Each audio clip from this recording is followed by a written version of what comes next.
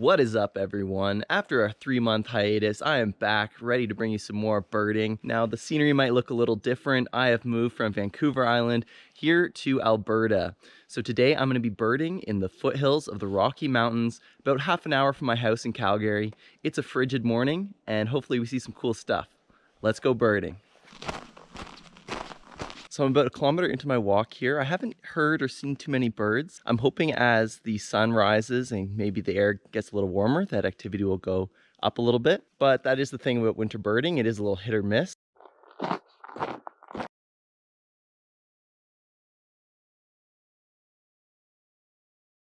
So first bird of the day, pretty sweet species, northern pygmy owl.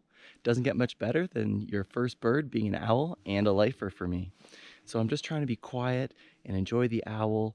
It's hard not to get excited about seeing an owl, but it's important not just to go full paparazzi on it as well. I hope you're not too squeamish, as there is some gore in this scene. In this shot, I believe the owl is eating the face of some type of vole, based on the stocky features and short tail of this unfortunate rodent. Meadow voles can weigh up to 66 grams, which is in the range of the weight of a pygmy owl. So pretty impressive for the owl to be able to kill and fly up a prey item as big as itself. It just flew off after munching down on its mouse prey for a while. Sorry if that was a little gruesome in the video.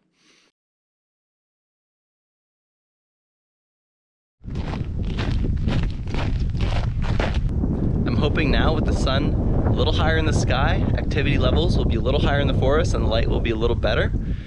And I'm going to keep birding, but overall this is a beautiful spot. I'm glad I've explored it today. Another great find was the American three-toed woodpecker.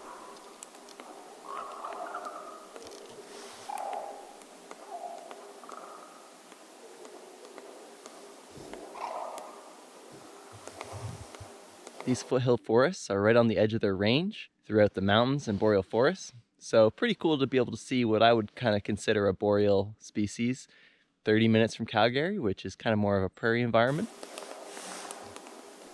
I watched the woodpecker for quite some time. It didn't seem to mind me, just hammering away at the tree. An interesting dynamic about this species is its winter foraging behavior. In the winter, females tend to forage higher up than males, and often on smaller trees. This is an example of niche, or niche for you Americans, segregation, which is an evolutionary adaptation resulting in less competition between the sexes. This was a male, as evidenced by its yellow patch on the head. It was foraging low on a large tree, which is consistent with this tendency. And I also got some nice views of one of my favorite birds, Canada jay, aka gray jay, aka whiskey jack. It seemed like the two birds I saw were searching every branch for a meal. Some Canada jay are pretty bold in the areas with lots of people, especially when they're fed, but they did not approach me. One of the ways Canada jay survive winter is by caching food. They will cache berries, animal prey, and even fungi and slime molds. Slime molds.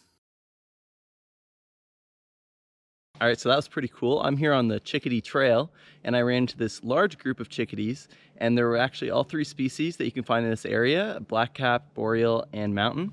So pretty cool to get the chickadee triple crown. I didn't get great footage of the blackcap, but there was one in there. It was mostly boreal and mountain. So the Chickadee Forest gang is sticking together. Well, that concludes a great morning of birding. I wasn't expecting to get a lifer setting out today, but that's the beautiful thing about birding. You never know what you're gonna see. Always great to find an owl. And I really love those other two birds that I highlighted, American three-toed woodpecker and Canada jay. They're just both really cool. It feels good to be back in the saddle, finding and capturing wildlife. I'm looking forward to sharing all the beautiful nature Alberta has to offer, from the boreal to the badlands, mountains, and prairies. Lots of beautiful things to discover. Thanks for watching, and until next time, happy birding.